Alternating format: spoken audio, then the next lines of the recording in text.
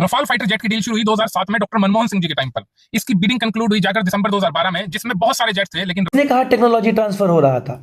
कहानी यह है कि 2004 में जब भारत को लगा कि medium multi role combat aircraft Bharat के पास होने चाहिए, तो भारत ने उसके लिए प्रोसेस शुरू किया। 2007 में बिडिंग शुरू हुई, जहां पर बेस प्राइस पर बेस एयरक्राफ्ट के लिए 70 मिलियन यूरो का कोटिंग किया राफेल ने। राफेल को फाइनलाइज किया गया 2012 में, यह डिक्लेयर करते हुए कि यह लोवेस्ट बिडर है। बट वो लोवेस्ट बिडर था ही नहीं, क्योंकि लोवेस्ट बिडर था यूरोफाइटर। तो पहला सवाल तो यह पूछो कि राफेल क्यों सिलेक्ट किया था यूपीए ने? राफेल को सिलेक्ट करने की बजाय यूरोफाइटर करना चाहिए था।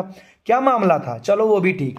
दूसरी बात, 126 फाइटर की जगह 36 क्यों लिए? तो इसलिए ये क्योंकि आपके जो पसंदीदा लोग थे वो 10 साल लगा दिए आपकी डील को फाइनलाइज करने के लिए, और हमारे यहां पर बहुत सारे फाइटर जेट्स रिटायर होने वाले थे, तो हमारी फ्लीट कमजोर हो जाती। तो उस फ्लीट को मजबूत करने के लिए मजबूरी में, जल्दबाजी में 36 एयरक्राफ्ट को फाइनलाइज करना पड़ा विद फुल वेपनरी।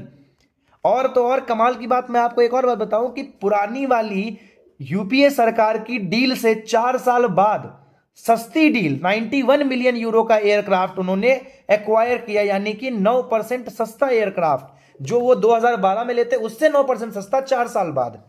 उसके अलावा अभी की जो डील हो रही है 114 एयरक्राफ्ट्स की, उसमें आप पूछ रहे हो कि अंबानी को क्यों दिया। खूब पूछो, ये सवाल मेरा भी है कि आखिर अंबानी से ऐसा कौन सा प्रेम है कि उनको दिया। लेकिन एक बात और जानो कि 80% जो चीजें हैं वो यहां पर बनेंगी।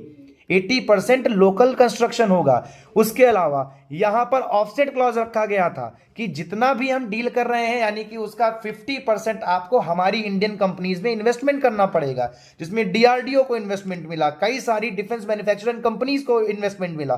कहां हैं आप भाई साहब? मतलब हर जगह बिना जानकारी के एजेंडा नहीं चलाया जाता। सवाल पूछना सही है, अनिल अंबानी क्यों है, मैं भी पूछ रहा हूं, मुझे भी नहीं समझ में आ रहा।